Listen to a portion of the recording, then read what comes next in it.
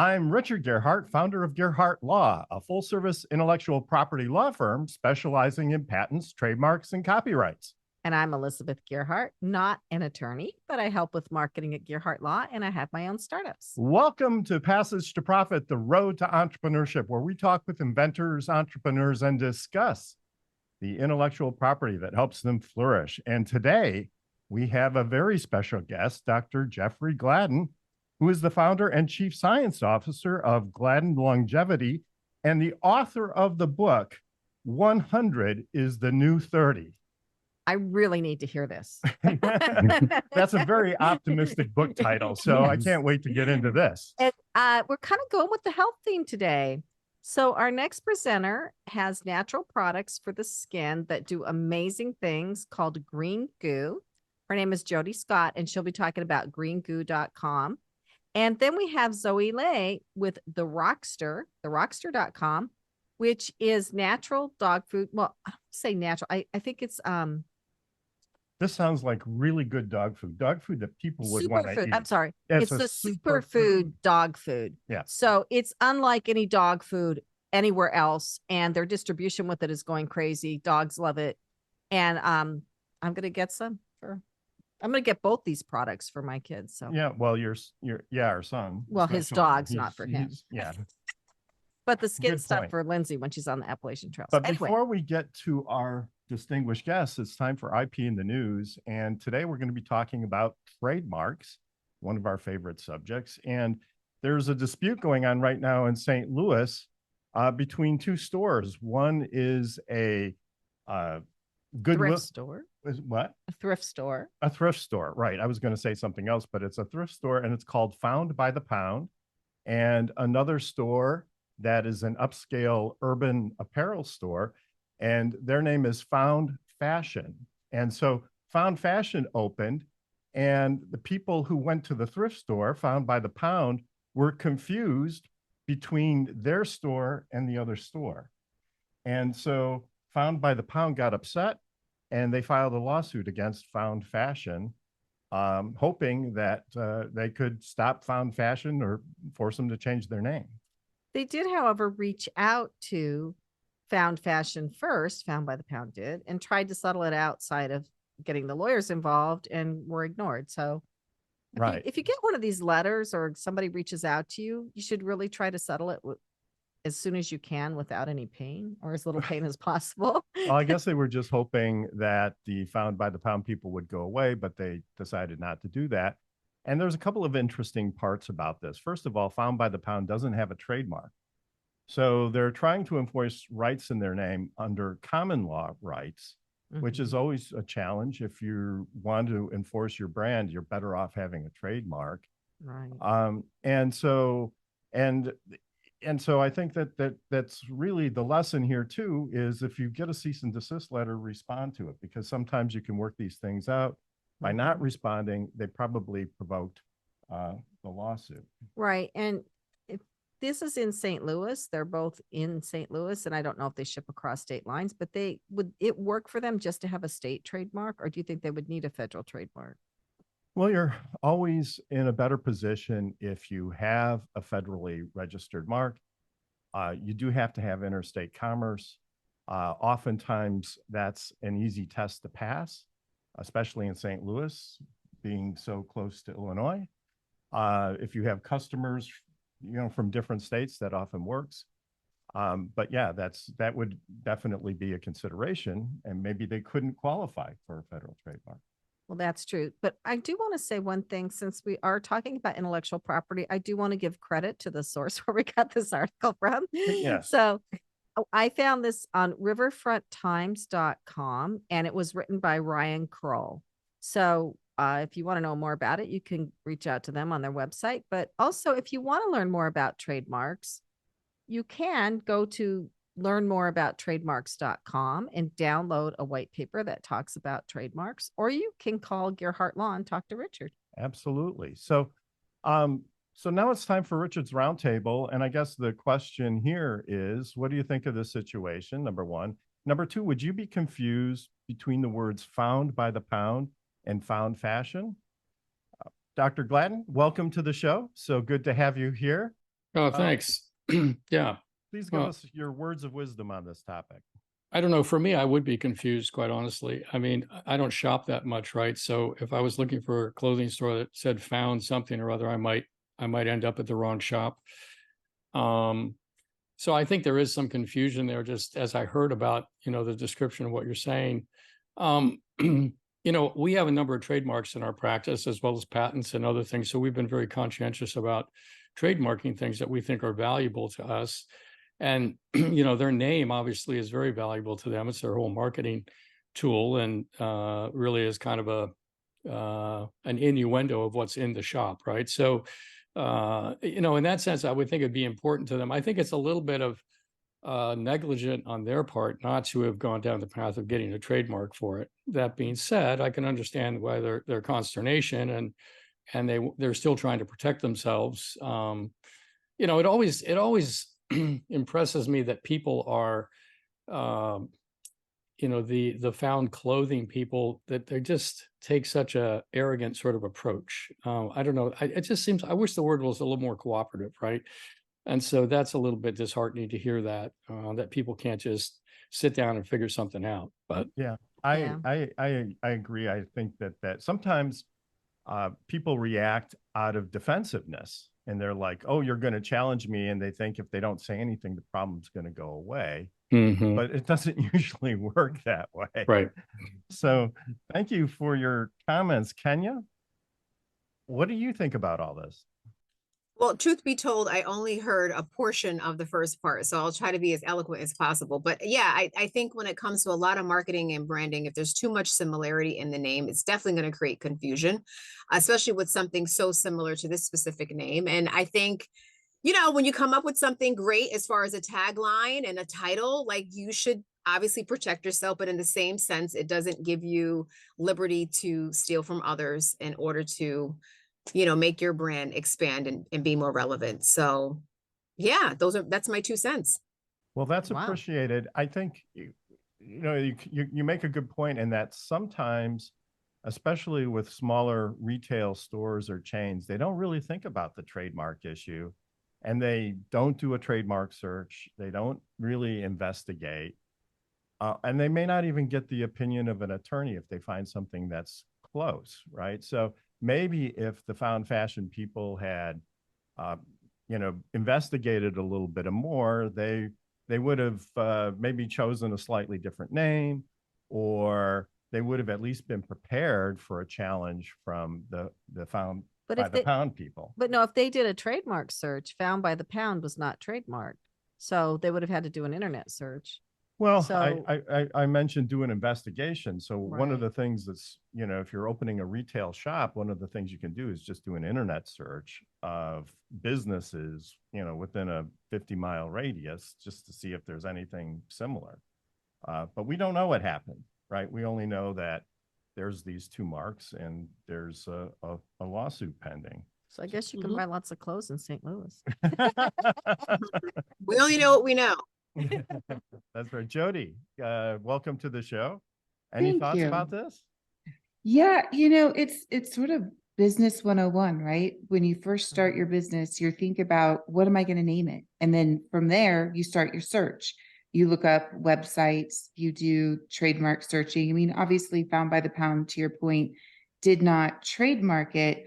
But to your point as well, looking at proximity and so forth, your name is important, your brand is important, and you want to covet that. So I think, unfortunately, Found by the Pound was short-sighted in not trademarking. I think that would have obviously created more boundaries and bumpers for them.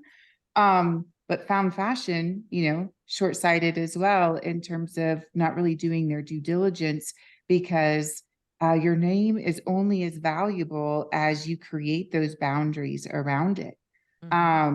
So, and to your point as well, it's unfortunate that they couldn't try to resolve this and communicate with each other, because there might have been some small tweaks that each of them could have made to be able to compromise and allow each other to have their own lanes. Because, in trademarking, as you know, your lane matters, and they are both in fashion. So that does leave room for confusion.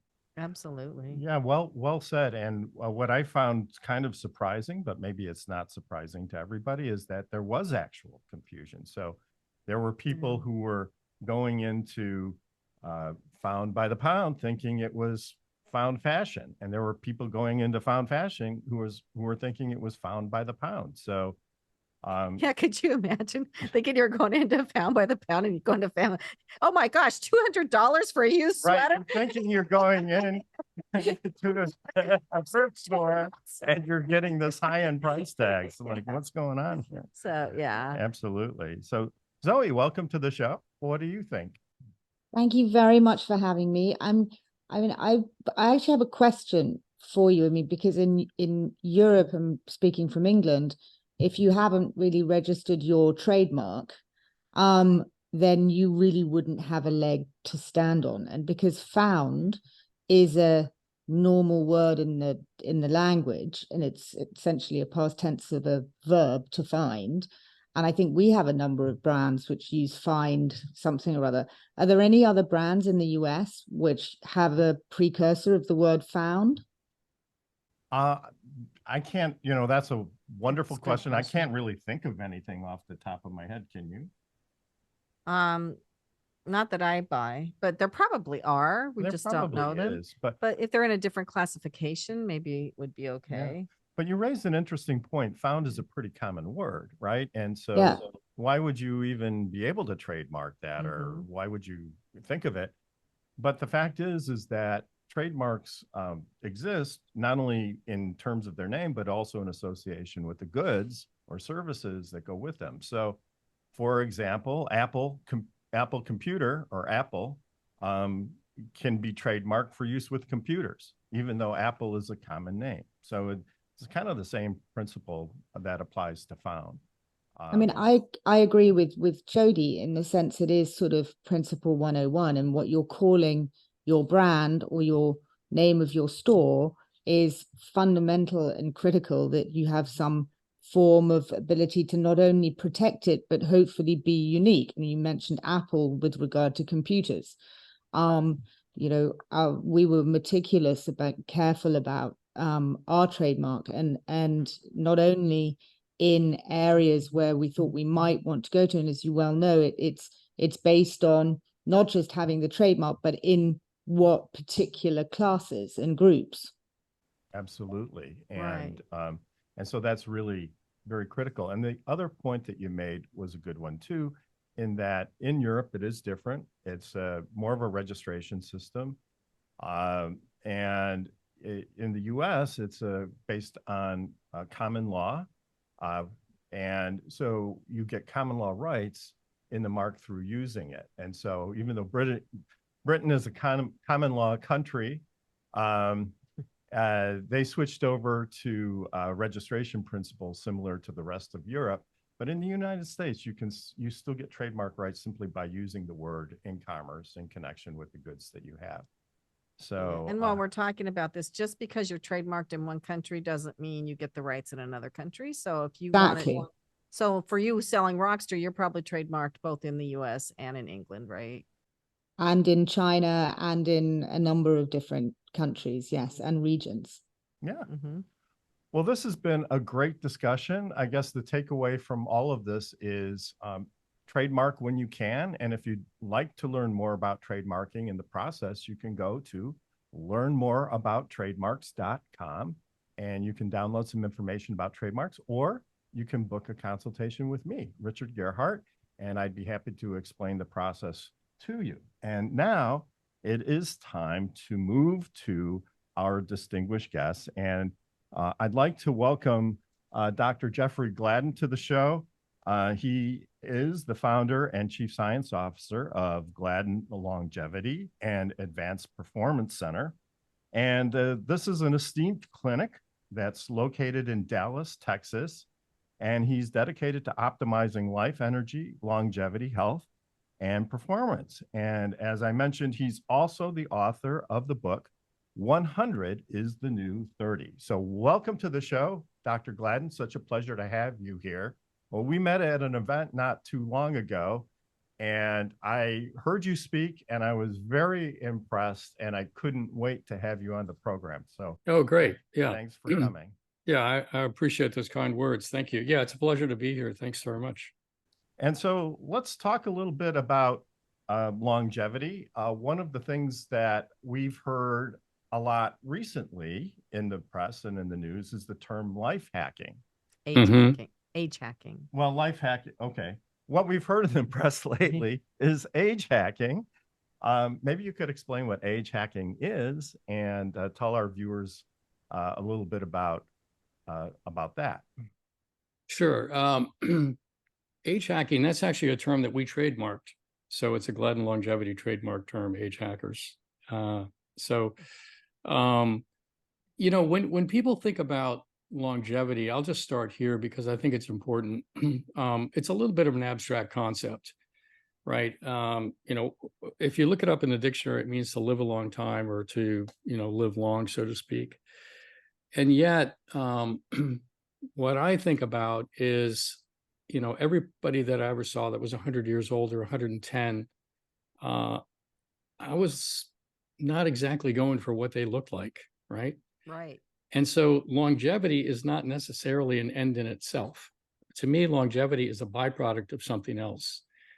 And so the question becomes, what's it a byproduct of? Well, it becomes a byproduct, I think, of being young, right? If you're young today, then you have a long future ahead of you. If you're young tomorrow, you have a long future ahead of you, bar a bus or something else taking you out. So we've really, at Gladden Longevity, we have really focused on, and this is answering your question about age hacking, if you will, how to hack ourselves back to youthful ages. And that's really the critical piece. And for me, it starts with a mindset. So many people buy into what they're being told, either by their doctor, their family, their business, or whomever else. Hey, you're getting older, right? And that was my story. I got sick in my 50s and I was told, hey, you know what? You're just getting older. Why don't you take an antidepressant? And so it was when I said, no, I'm not going to go down that path, that I ended up cracking the code for myself and solved all the issues I was dealing with. And then I started to think, well, geez, if I can be this good now, I wonder how good I can be. And so that led to the first question, which evolved into the idea of making 100 the new 30, right? And so currently I wake up 27 every day.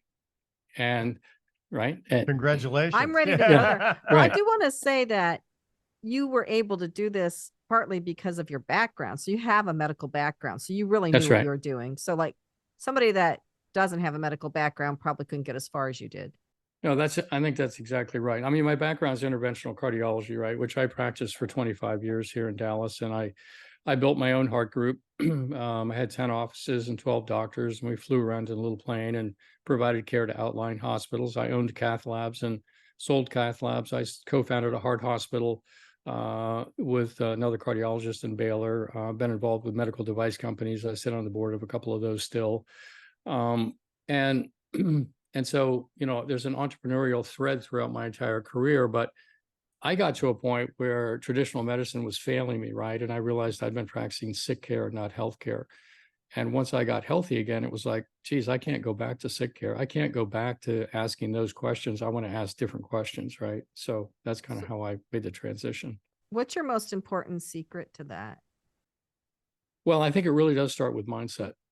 Quite honestly, I think if you believe that you're aging and that it's inevitable, that's exactly what will happen. And I think mindset kind of dovetails into questions. So what questions are you asking, right? If you're asking, well, geez, how do I sell the company and how do I retire and how do I play more golf and how do I find the right retirement community to go to, then those are the answers that you'll get.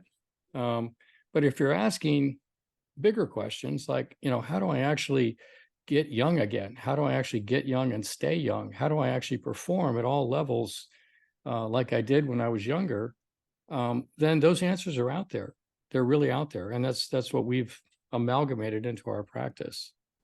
So one of the things that we're thinking about here is youthful revival and exploring the science behind rejuvenation. Can you talk a little bit about that?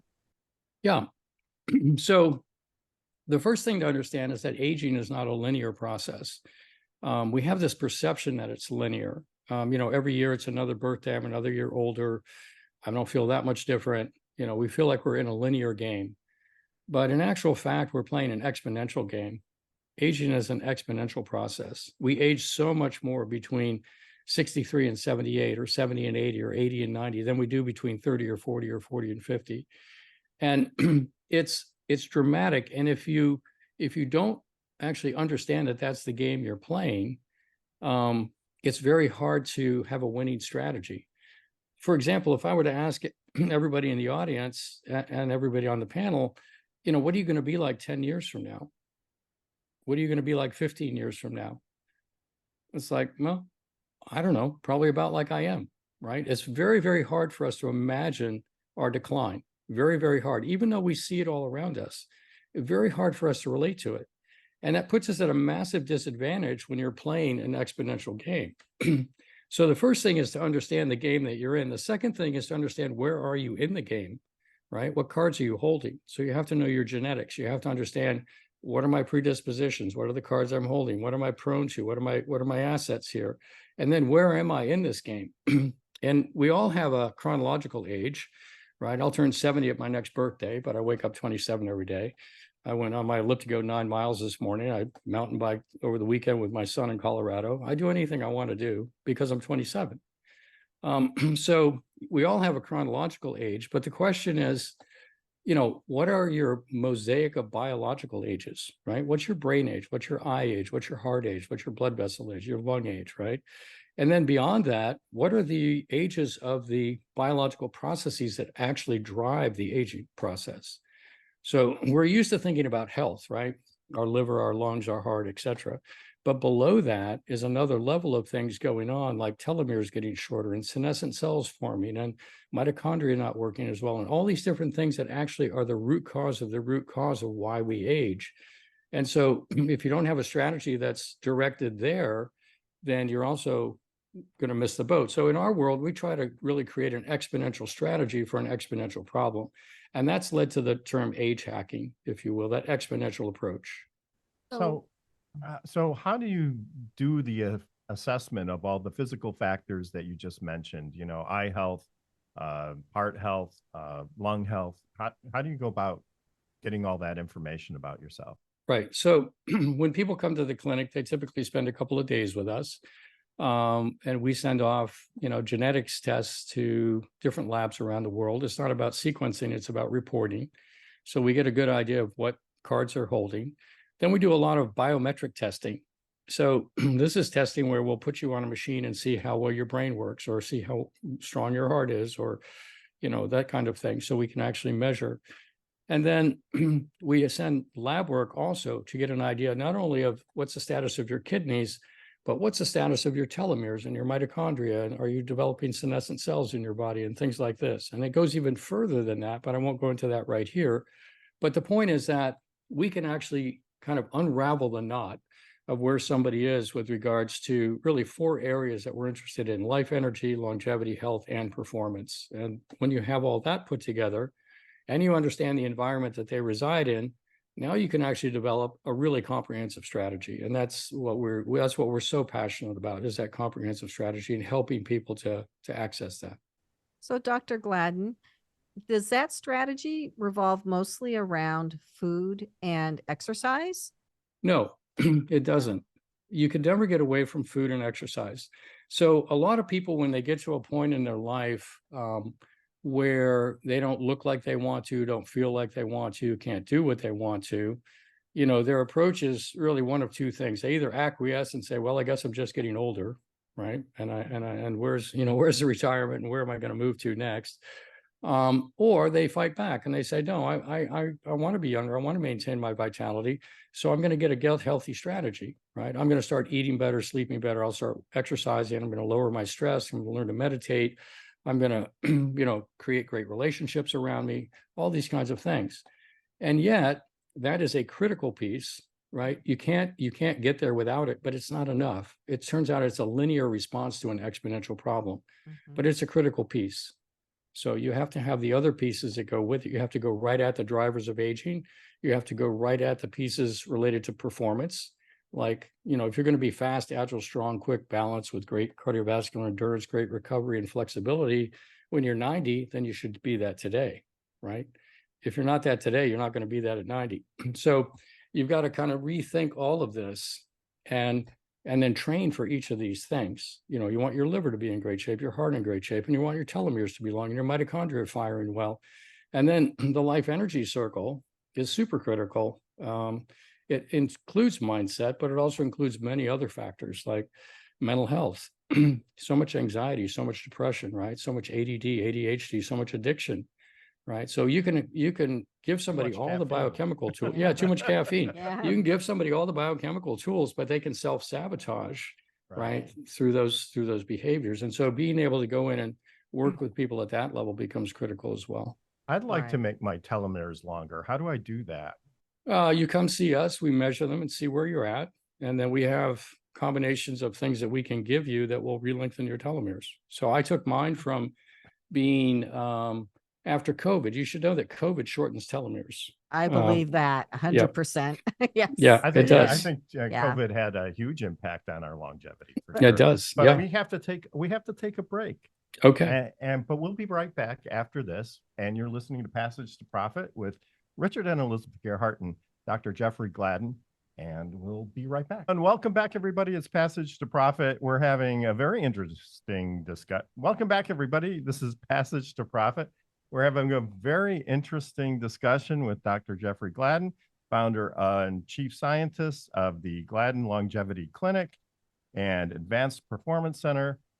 We're talking about longevity and how to live longer and better And lives better. and longer and better. Kenya, do you have any questions or comments for Dr. Gladden?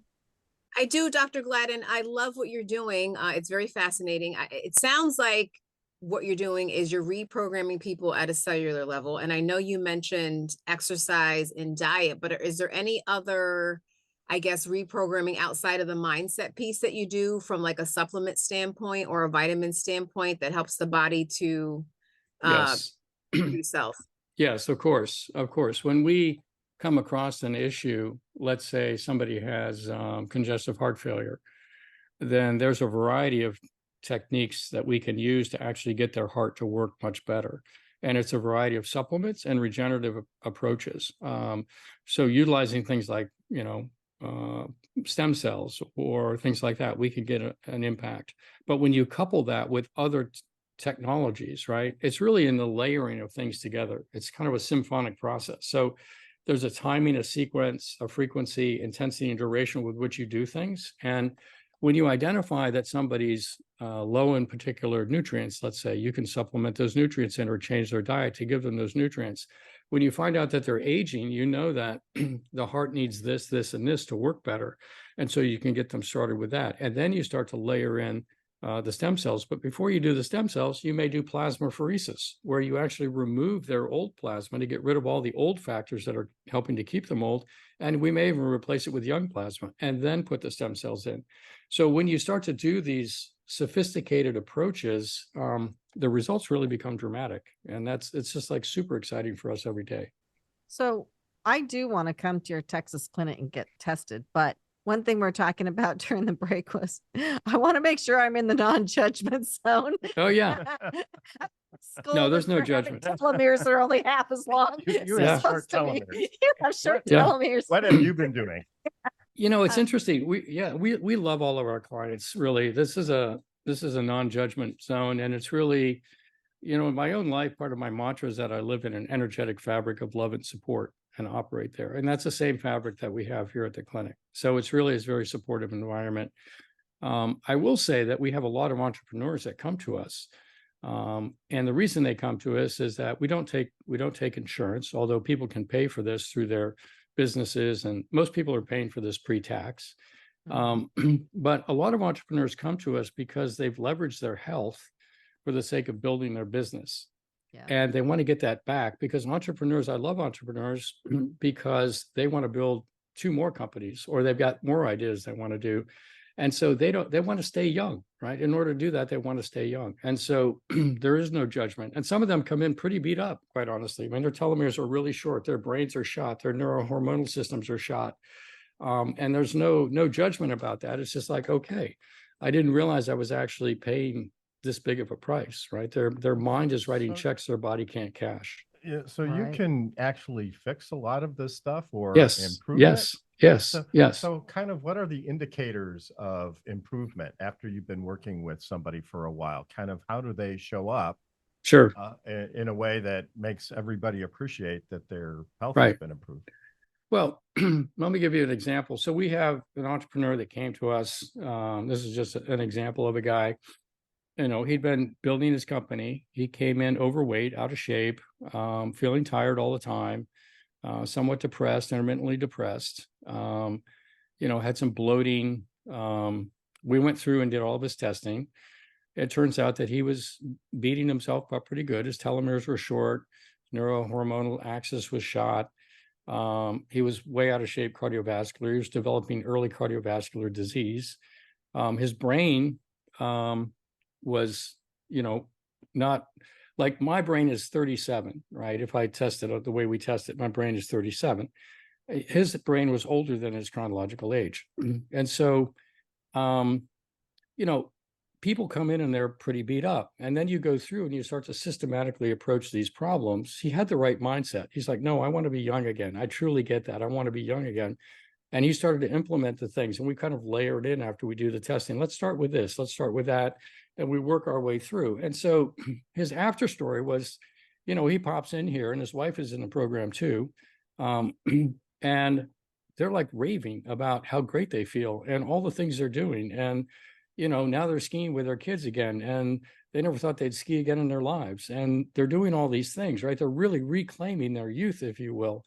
And then, you know, you talk to them a year later after they've been in the program for longer, and it's like, yeah, now, you know, things are going so well. We're thinking about, you know, starting a new business, and we want to start a new business actually in the health space because we want to pay for our longevity with a business that's in the health space and things like this. So it, you know, when you feel great and you look great and you function as a young person, it changes everything in your life. And so, you know, we love seeing that. So, yeah. Well, that's what it's all about. It's what Yeah. you do, but it's also about how you feel while you're doing Right. it, right? Absolutely. Yeah. And anything that's a chore can be a joy, just That's right. depending on your mindset and your energy level. So, Yeah. how do you maintain energy levels, youthful energy levels?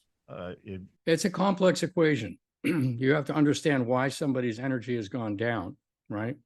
So the first question is to understand why is the energy not where it was? And that is a lot of different factors that play into it. Some of them are related to thyroid. A lot of people develop something called subclinical hypothyroidism. They have normal thyroid levels in their blood, but their tissues are not getting enough thyroid. And in my case, genetically, I was converting inactive thyroid to active thyroid in my brain very efficiently. So making sure somebody's thyroid is in the right place is critical. Then hormones, other hormones, sex hormones become important.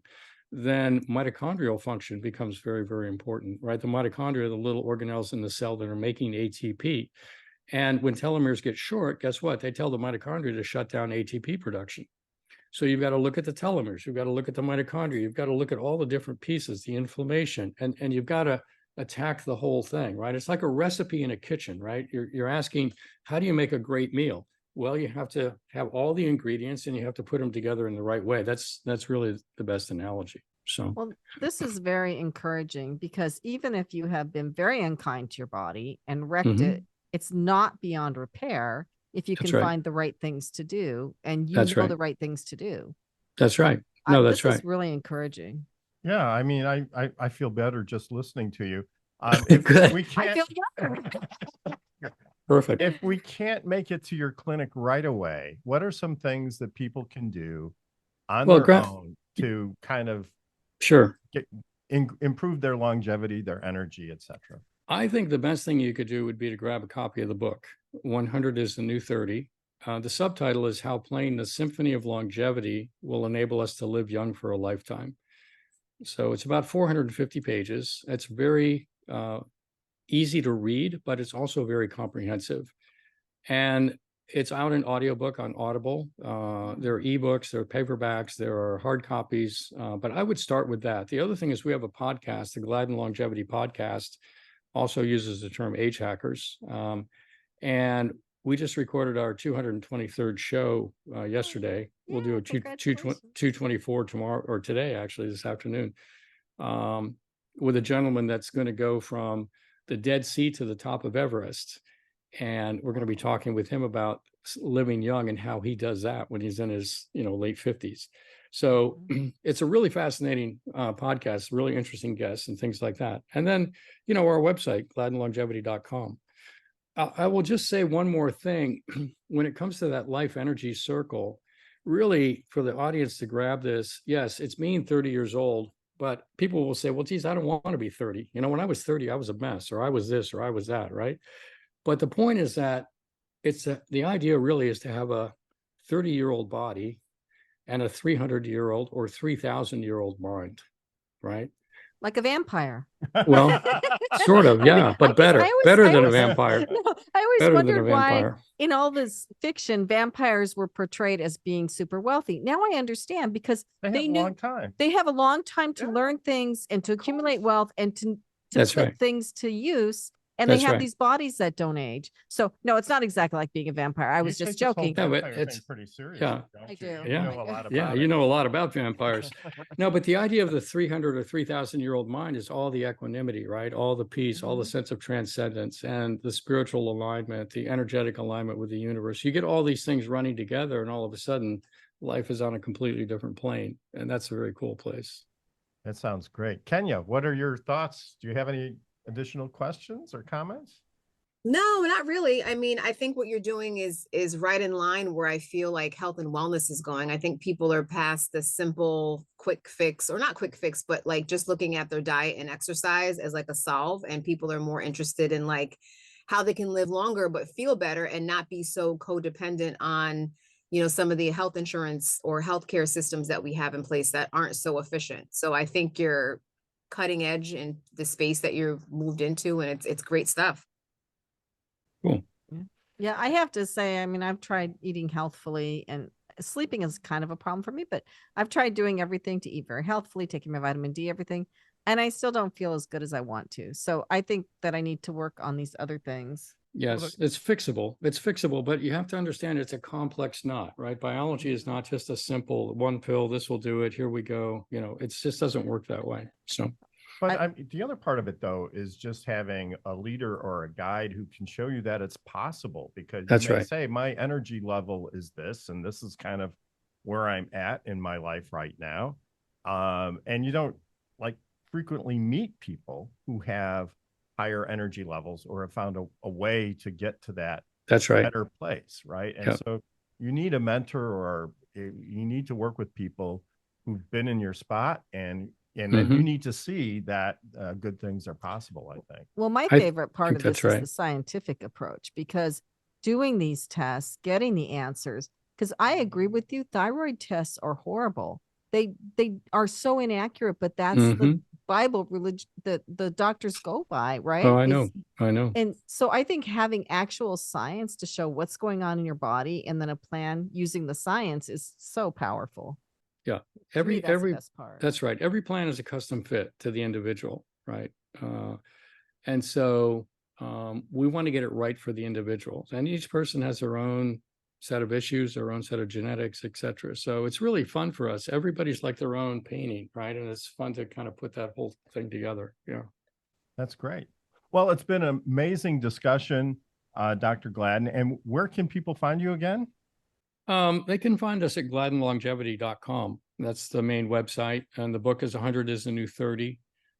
Playing the Symphony of Longevity will enable us to live young for a lifetime. And then the podcast, the Gladden Longevity podcast, which also Age Hackers is associated with. So those are great places to find us. And, if people want to reach out and really talk to us, if they reach out through the website, we'll set up a call with them and go through what their aspirations are, what their hurdles are that they perceive, and then sit down and work out a program for them. So knowing they can pay for it pre-tax. So sounds great. Excellent. Thank Well, you. thank you so much for being on the program. Dr. Gladden, it's been an amazing interview, and it's gotten me to think more about my longevity and what my health plans are for the future. So you're listening to Passage to Profit with Richard and Elizabeth Gearhart. We'll be right back after this. And I'm Richard Gearhart, and with Elizabeth Gearhart. Elizabeth and I are trying to decide who is supposed to bring us back for this next segment, but we decided that it would be me. So now it's time for our Power Move segment. And with us is Kenya Gipson. Kenya, can you tell us who's on the Power Move chopping block today? Well, I don't know about the chopping block, but I definitely think it's a very special. Did I say that? I said that poorly, didn't I? I'm sorry. It's okay. I knew what you meant. Yeah, so for Power Move today, really excited to talk about somebody who was recently on my podcast. It's no other than the RZA. So if you're not familiar with who he is, either you've been sleeping under a rock or you've never heard of the infamous Wu-Tang Clan. He's been celebrating the 30th anniversary of Enter the Wu-Tang 36 Chambers with a film docuseries that he released recently at the Urban World Film Festival. And it's a really, really awesome film and shows how he's been able to pivot and move from not just being a rapper and a music innovator, but a cultural creator who's positioned himself in the film space. It's his fourth film, very exciting things going on. And it was awesome to see and preview it. And I had a really great conversation with him about that move and transition into the film space. And you can hear all about it on my Power Move podcast. That sounds like a great podcast. That sounds Kenya. really interesting. And where can people find your podcast? Everywhere you listen to podcasts, and you can actually watch it on YouTube, and you can see it on Spotify in video as well. Yay. Well, that's great. And Elizabeth, tell us about your projects. Yes. So, Dr. Gladden, you'll be glad to know that I keep adding things to my life, no matter how old I get. Yeah. I'm kind of addicted to podcasting, but I have Blue Streak Directory, which is a video directory of B2B businesses that I'm still working on the website for. And I have some new ideas for that, thanks to some things I've been doing in the podcasting space. I don't want to get too deep into it because I don't want to give away all my secrets, but I also have a podcast about cats for cat lovers and some dog lovers too, because sometimes we do cats versus dogs. And I do that with Danielle Woolley, who is amazing. We have a lot of fun. We have guests on that. And if you like talking about cats, you can come on it. So it's called the Jersey Pod Cats podcast. That is so much fun. And then I recently started a podcast for children. It's a video podcast, and I'm really making headway with it on YouTube. And it is called Ghost Stories, The Flip Side, featuring Fiona Fabelstable, the ghost. So I'm helping her with it. Anyway, it's a lot of fun, and the ghost stories are fun, and the ghost side of the story is really fun too. So it's a very entertaining podcast, and you always hear ghost stories from the human point of view, but you don't hear about what the ghosts are thinking. And so unless you happen to know Fiona Fabelstable and listen to Ghost Stories. And if you listen to that, you'll hear the ghost side of those favorite ghost stories of yours. So yes. Thank you. Yeah. Thank you. And now to continue with our theme of health and taking care of yourself, we have Jodi Scott with greengoo.com. It's skincare, wound care, everything. I'm going to let her explain it. Welcome to the show, Jodi. Thank you for having me. And Dr. Gladden, I got to tell you, you have my attention on your integrative medicine approach, and I'm thrilled to explore it. I love that you're breaking the perception of what it means to age and the layers in your approach. I just have to give you a quick high five. You know, I might look like I'm 30 from Green Goo, thank you, skincare, but I'm an entrepreneur who's working hard on the inside. So I look forward to exploring your work. Thank you. Right. So tell us what Green Goo is, how you came up with it, how you came up with the name, and what you're doing with it now. Absolutely. Thank you. So my mom, sister, and I started this company together. My sister's a certified herbalist and midwife, and then I was pre-med. And so our goal initially was to change first aid. What we found incredibly interesting in the first aid category, it had not been disrupted in 30, 40 years. The natural consumer was willing to abandon their natural ethos because they were told products like, Neosporin and hydrocortisone were the only products that could get the job done. So they'd have a very clean lifestyle, but you open up their first aid cabinet and it was full of chemicals. Then the conventional consumer really didn't care about the ingredients. They were just generally dissatisfied on what the OTC category had to offer and the efficacy. They found it inconvenient to have to go to the doctor. The solutions on the market are very much for acute short-term solutions. So use this product for 5 days, discontinue if symptoms do not resolve. And not only were people frustrated having to go to the doctor and have to go get a prescription medication, most people in seeking skincare needs have chronic skin conditions. And so the OTC market really has not accommodated to finding solutions for long-term skincare conditions. So my sister being the herbalist and me with my organic chemistry background, we thought, can we make a plant-based alternative that is superior in efficacy and also brings sustainability? When you look at the first aid set, if you will, everything's in plastic tubes being thrown into the landfill. Can we bring sustainable packaging? Can we bring a lifestyle brand to first aid, some personality, but really leading with efficacy first? And so Green Goo was born. What makes this incredibly unique too, just from a product standpoint, is that we compound from plants, much like you compound to make different kinds of pharmaceutical or OTC products. So we're not making or bringing pre-made extracts to our manufacturing facility. We're actually doing that process ourselves. So we bring the plants to our manufacturing facility where we take it through this extraction process, yield high amounts of the medicinal properties. And then there's unique formulas or unique oils that go into these formulas. And as you talk about, trademarking and patents and so forth, what we did with that process was when we explored a patent, the council was, hey, rather than disclosing your process and making it easier for competitors to come in, why don't you see if you can trade secret this and really put some bumpers around this? Now I'm going to rewind for a little bit. When we were trying to find a manufacturer who was willing to do this, we had at least 10 to 15 no's. Manufacturers are going, we're not going to make this process for you. Why can't you go get pre-made extracts that are on the market? That's what everybody else is doing. And we'd say, well, this is why it works. This is the efficacy. This is the secret sauce. Right.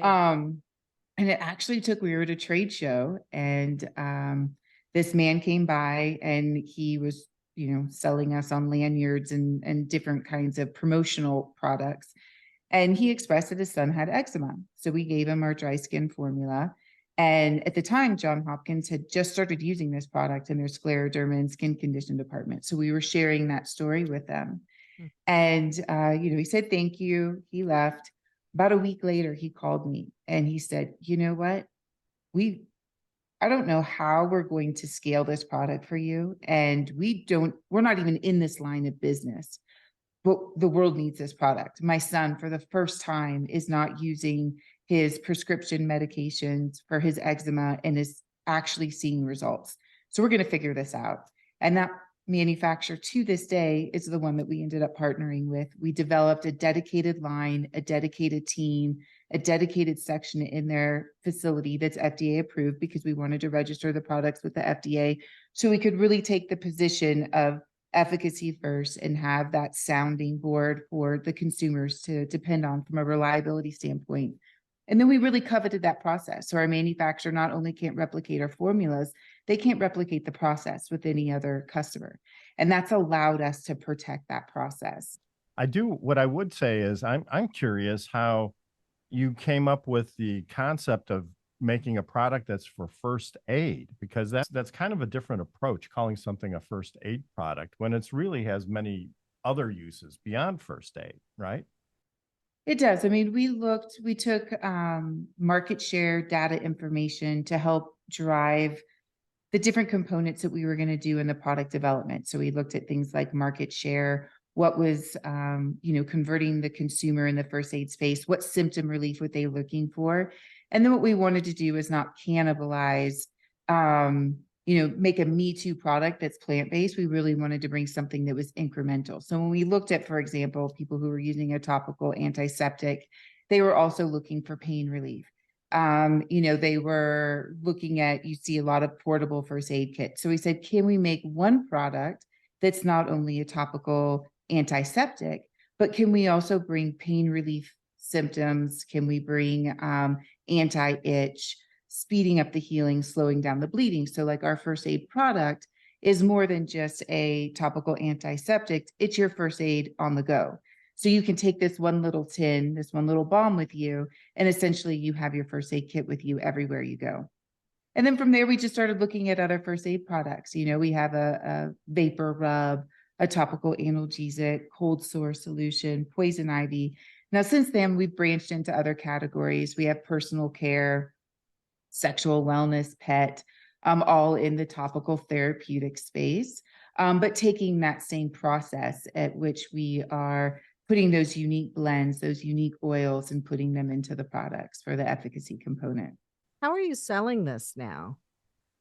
So we're in a number of retailers. So from CVS, Walgreens, Rite Aid. So we're in national pharmacies, grocery store, natural channels, direct to consumer, and Amazon.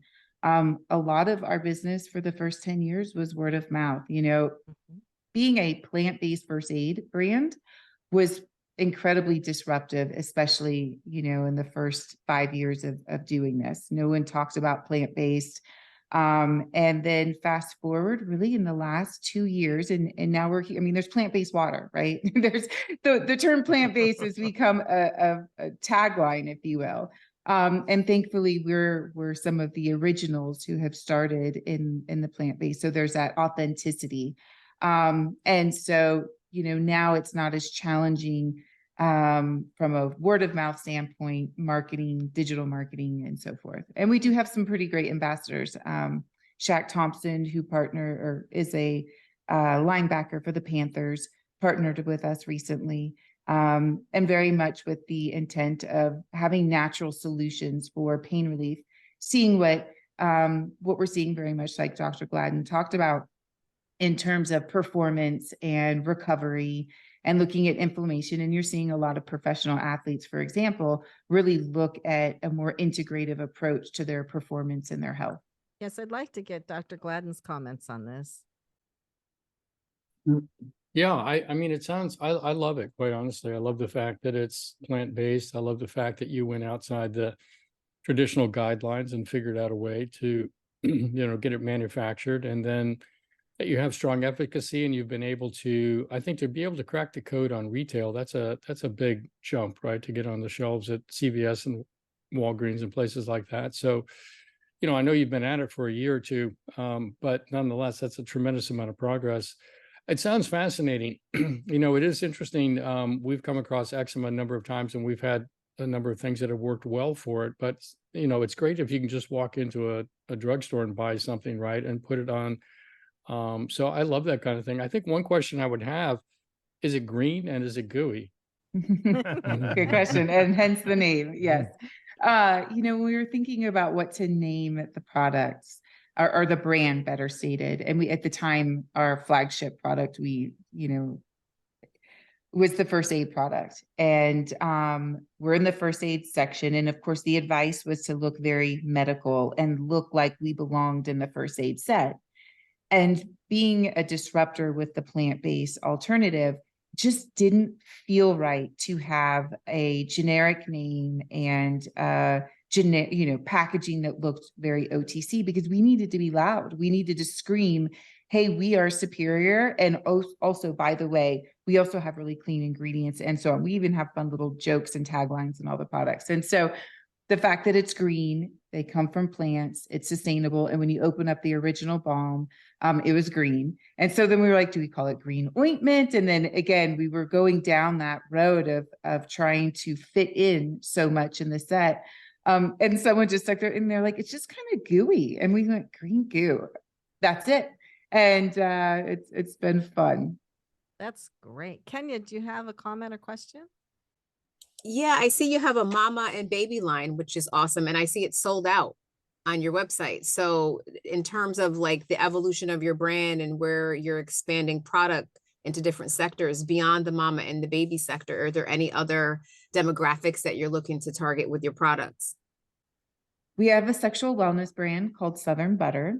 And that will be the first cruelty-free, FDA-approved lubricant. All lubricants have to have tests on animals to get their certification, the medical device certification. So we've been working with the FDA to get that approved without having to test on animals, which was very important to us because, of course, born in first aid, most of the OTC products have been tested on animals. We are getting ready to do something really interesting with our baby line, with some partnerships and extensions and rebrands. So you'll see our baby line really develop over the next handful of months. And then as well as our pet and our personal care. So we've got a plant-based toothpaste that's actually made with sugarcane packaging in the tube, and plant-based deodorant, which is really fun because when you look at your armpit, and this might be a fun one for you, Dr. Gladden, is that your armpit's a really unique tissue, and it absorbs. We're always looking at the transdermal absorption at various places in your body, and your armpit is a place where you have a higher absorption rate. And that's alarming for a number of reasons. One, obviously, the traditional deodorant has a number of chemicals that have been identified as harmful to have under your armpits. You're getting a really high absorption rate near your lymph nodes, your lymphatic system. So it can be working over time and obviously stress the body out. So what we did is the fact that, you know, in the natural space, oftentimes you're talking about what not to have, but you're not talking about what to have. And so now our deodorants have holy basil, ashwagandha, reishi mushroom, vitamin C, and all kinds of different vitamins, because why not? If it's absorbing more, let's give it more of something that the body may really appreciate, and not only just try to avoid the things that aren't good for you. Well, that's a new one, taking vitamins through your armpit, but I like it. It's a special spot. I think, you know, Dr. Gladden, it might be a place to really do some more research. I feel like our armpit has been not appreciated. The poor ignored armpit. Yeah. Right. Unfortunately, we have to end the segment. Do you have one more last comment, Dr. Gladden? Well, I was just going to say it's true. The armpit and also the genitalia, both are very absorptive. So you could go either way with your Southern Butter. I suppose you might throw some nutrients in there. Some vitamin C. Got it. There you go. Yep. Well, we have to end this segment. The term unfortunately. armpit of the world is now a compliment. So, So where do people find your products? Where do you most want them to go? The best place to go would be greengoo.com. Okay, just greengoo.com. Well, thank you very much, Jodi Scott. This is Thank you. really a revolutionary product, and I'm looking forward to getting some and giving it to my daughter to use when she hikes Appalachian Trail, because I heard that is like killer on your feet. So she's going to need it. So I am so excited to introduce our next presenter, Zoe Lay. We've been talking about health products. This is a dog food unlike any dog food. It's called the Rockster, and I'm going to let her explain why it's so special. Welcome, Zoe. Thank you, Elizabeth, and greetings from a very cold English evening. And it's just been fascinating listening to both Dr. Gladden and to Jodi. I can't wait to try green goo, and I wish that something like that exists in Europe. And also, I very much wish that Dr. Gladden had actually met in times past my godfather, who won the Nobel Prize for medicine. And I guess what we're all here about is integrative, holistic longevity, and you're doing this for people. And in a, you know, actually, whilst the story behind Rockster is obviously a real story, it's very rooted in science. My godfather won the Nobel Prize for actually work with prostaglandins and the mechanism of action of aspirin. But he was one of these worldwide renowned, the first scientist who, even in the late 1980s, addressed the use of systemic antibiotics, especially in agriculture. And he went, you know, if we talk about, I'm sure you know, commutable diseases and non-commutable diseases, so NCDs. And if you track from especially the invention of penicillin, but also its systemic use in agriculture, you see that commutable diseases obviously fall down. But if you look at non-commutable diseases, disease of the autoimmune system, diabetes, allergies, obviously cancer, these go up exponentially. And that is never even more true than in a dog's lifespan. So the average age of a dog used to be 18 years old since the invention of commercial pet food. And actually that is reduced to 11, and in some larger breeds as low as 8.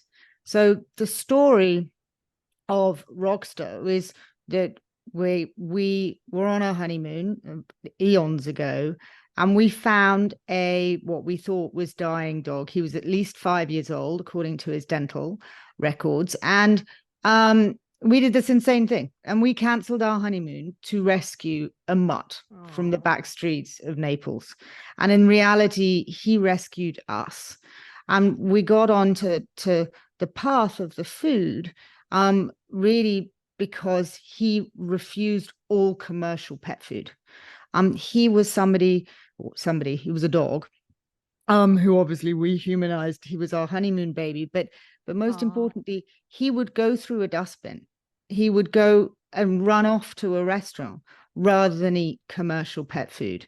And we found out many years later that actually, as a genuine street dog who'd survived for many years on the street, he had a heightened natural instinct of what would be harmful to him, and which enabled him to go through dustbins. So we found out what was in pet food, and aghast that we tried to force feed Rockster this food.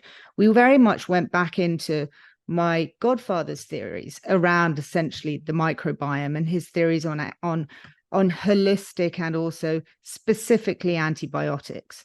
So I don't know if you know that 80% of all antibiotics are not used in medicine, they're used in agriculture. I did not know that. No, but I do want to just interject quickly here. We had some scientists from Rutgers on the show a few times ago doing gut biome research, and they are saying the same thing you're saying. Yeah. For all the good from antibiotics, they really screw up the gut biome. So why? And one thing, the key part of this, the whole story is actually Rockster went on to be one of the oldest dogs recorded alive. He, in human years, made it to at least 147 years. Old. That's he was longevity. Did he visit Dr. Gladden? He didn't. He ate Rockster superfood. Right. And we created the food for him. And it wasn't really, and it certainly wasn't intended as a commercial pet food, because it, I wish my children would eat it more. From the point of view of why is it so special? Why did he live that long? He became a dad of puppies, the Pawson Pupsters, when he was 18, which is the Times of England ran a story that Mick Jagger and Rockster became dads on the same day. And compared to the Rockster, Mick Jagger was a mere sprinkling, right? And he actually tried to become a dad when he was 20 with his own daughter, and that was really bad. But anyway, what is so special about it? So in Germany, especially, and in Europe, you have what is called bioorganic. And it is an elevated form of organic that has zero tolerance to any kind of antibiotic, any use of antibiotic in the food chain, growth hormones, steroids, and anything like this. You might be familiar with, and probably the person who came onto your show the other week would be that actually USDA organic allows the use of antibiotics, which is a lot of people find quite shocking. And then if you look at, and I'm sure Dr. Gladden, you would have views on this, if you actually look at the amino acid profile, if you look at the antioxidant count, the ORAC of bio, for example, fruits and vegetables, and actually what is critical when it comes to also dogs, there's a big issue with dilated cardiomyopathy, but essentially DCM, it's known as, and the amino acid profile of the protein source is incredibly important, especially with dogs. So methionine and cysteine are essentially needed to synthesize the taurine in the dog.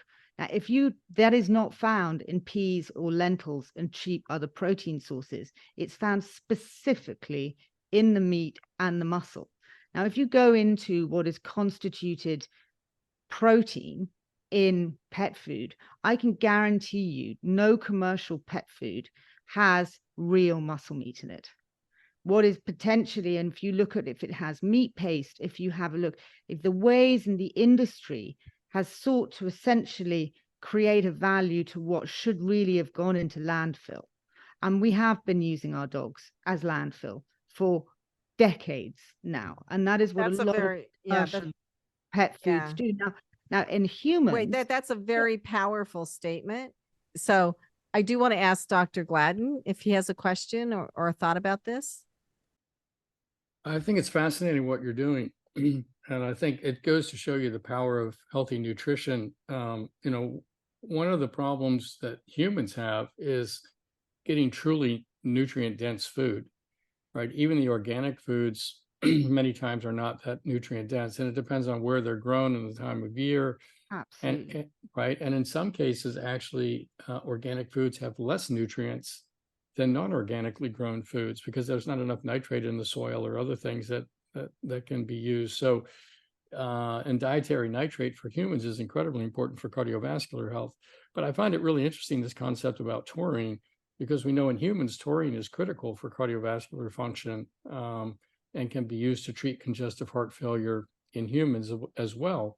So I'm not a vet, and I don't know veterinary medicine all that well. I do know a few vets, but I find that part of the story really fascinating. So I really applaud that what you're really doing is prioritizing the animals to a level of a sacred being almost, right? Where we're going to feed this really sacred being this really high quality food. And we should do the same for humans, quite honestly. So, but I agree with that. yeah. And then we've also talked about sustainability and, for example, we use, and some people say, oh, but it's a can, it's a tin.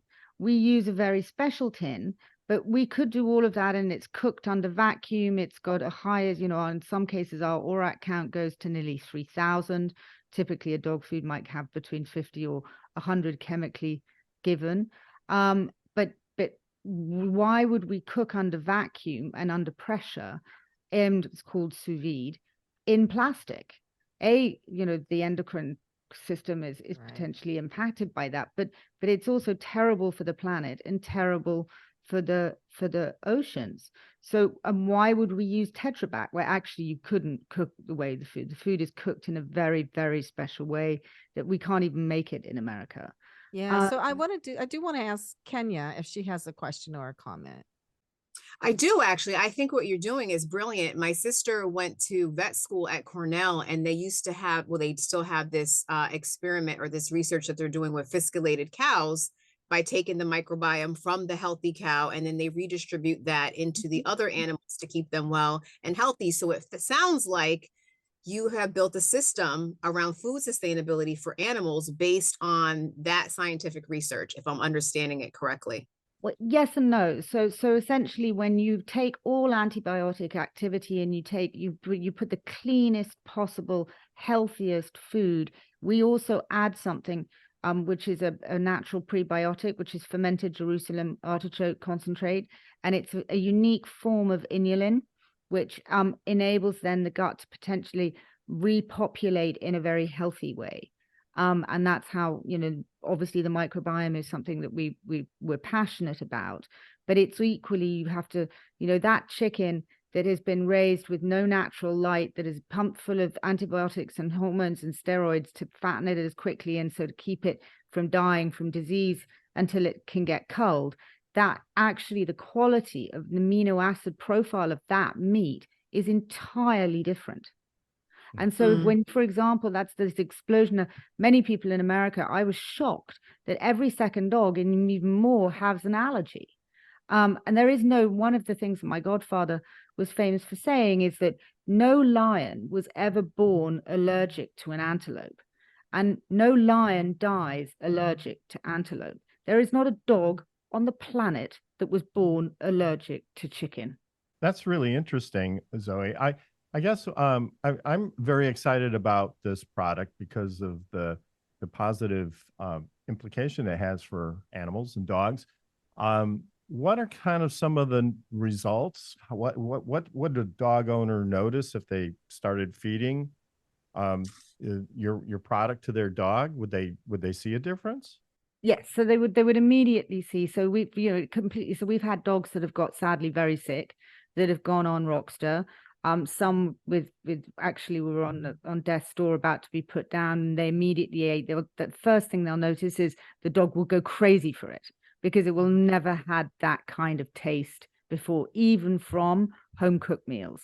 And that's because we're cooking under pressure in the traditional sous vide, which is actually a natural flavor enhancer. And it's the real meat, and it's we use the muscle.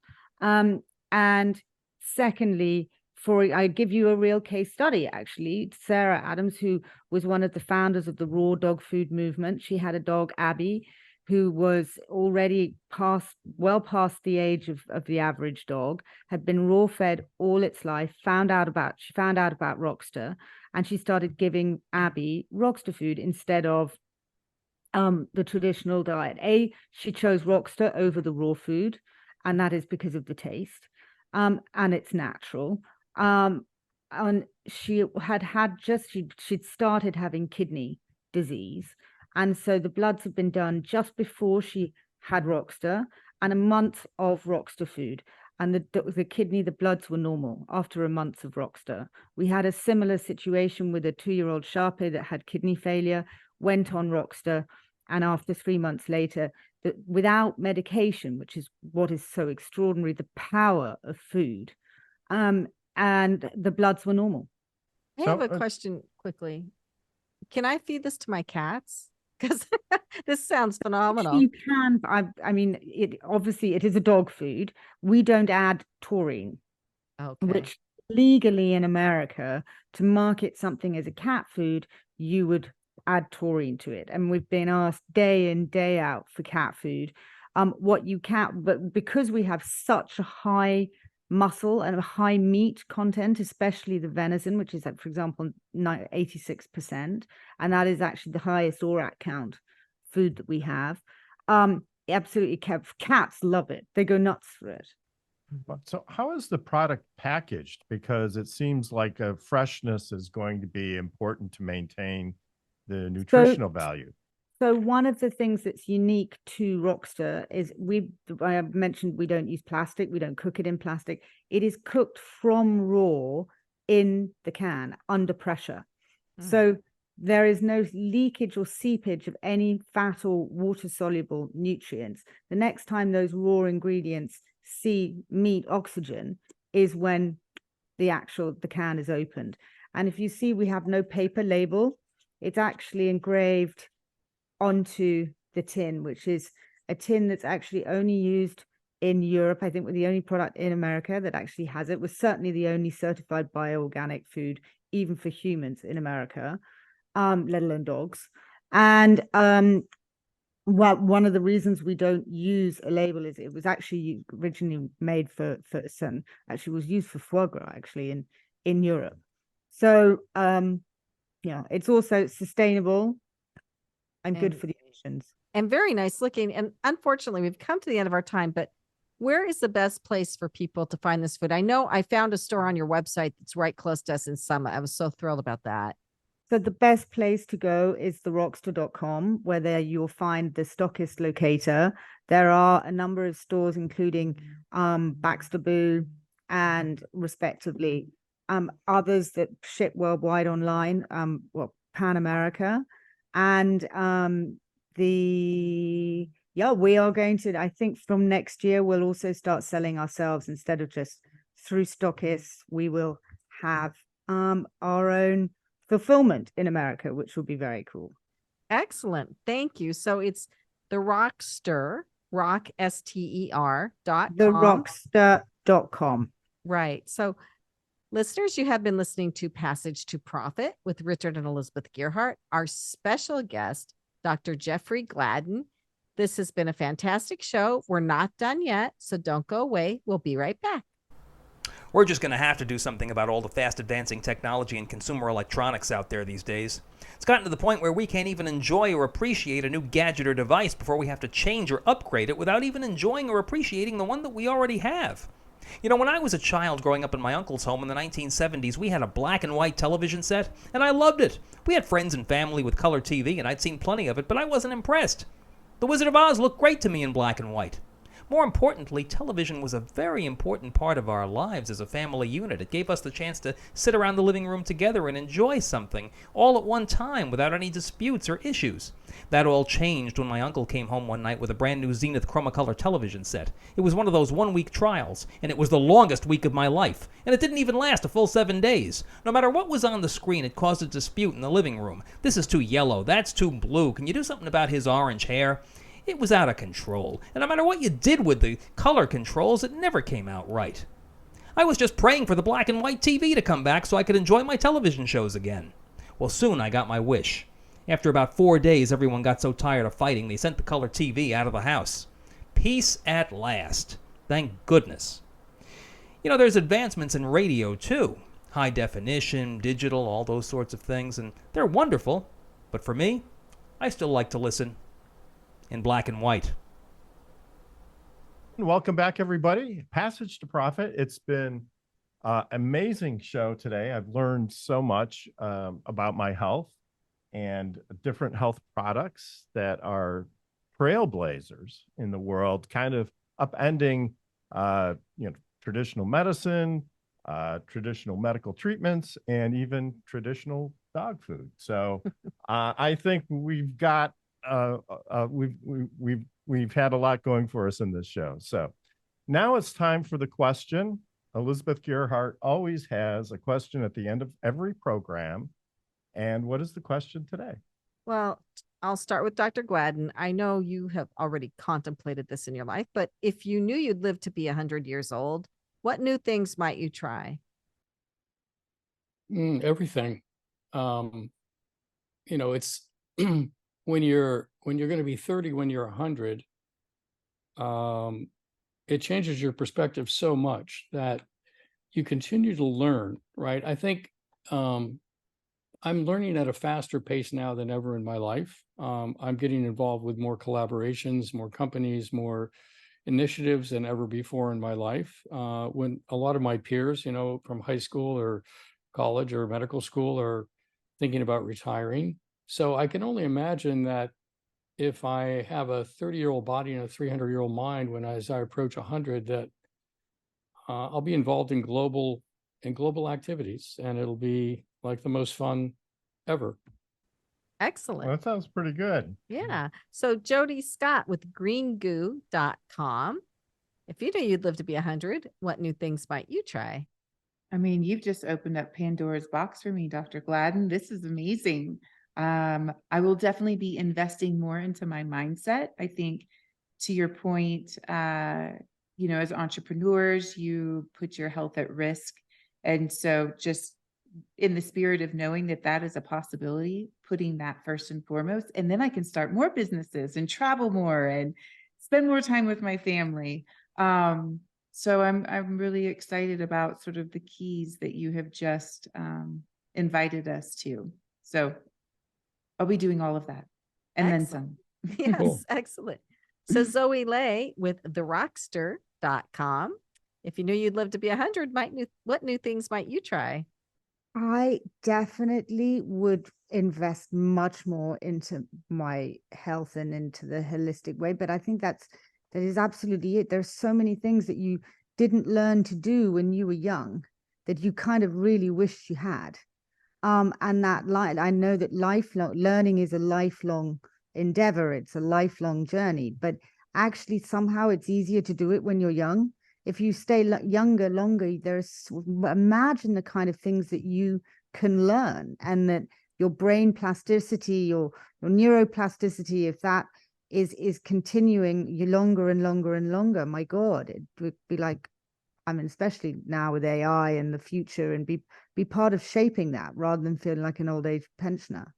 Yes, I agree. So Kenya Gipson from iHeartMedia. If you knew you'd live to be 100, what new things might you try? I mean, I just want to be in the right state of mind if I live to be 100. I think mind health is super important. You know, you have all these things out there like Alzheimer's and all these things that can affect you at that age. So I pray to God I'm in my right state of mind. I can be learning more, traveling, and just, I don't know. I just keep my brain intact, Lord. I need it. Okay, so Richard Gearhart, after we send you off to Texas and you get your I come telomeres back measured, and I get my telomeres improved. what new things would you Well, try? I'm going to say two things. First, and this is probably not the mindset that Dr. Gladden would appreciate, but I'm going to take more naps. I think that's going to be one thing. And then the other thing, though, is I'd like to experience great grandchildren. So our son is having a child, and we're going to be Well, his grandparents. wife is actually. Well, yes. Well, the combination, Yes. the two of them together are going to be having, bringing a new life into the world, and we're going to be grandparents. And it would be awesome to see that child grow up and also have a child, and then we would be great grandparents. So I think that would be one of the pleasures of living to 100. Yes. And for me, I think I would take more time to travel. So right now I feel so rooted, like there's so much I have to do all the time and I want to get it done quickly and I want to make sure I'm taking care of other people and getting it all done. I think if I knew I had a lot of time, I would go to more places probably. Well, that's great. Yes. So unfortunately, we have to wind things up, but I'd like to say thank you to the Passage to Profit team. And you can look for our podcast tomorrow. You can find us on Facebook, Instagram, and X, which is formerly Twitter, and YouTube too. So join our new Facebook group also. It's the Passage to Profit listener community, where you can post questions that you would like answered on this show and interact with the Passage to Profit team. That would be you and I guess.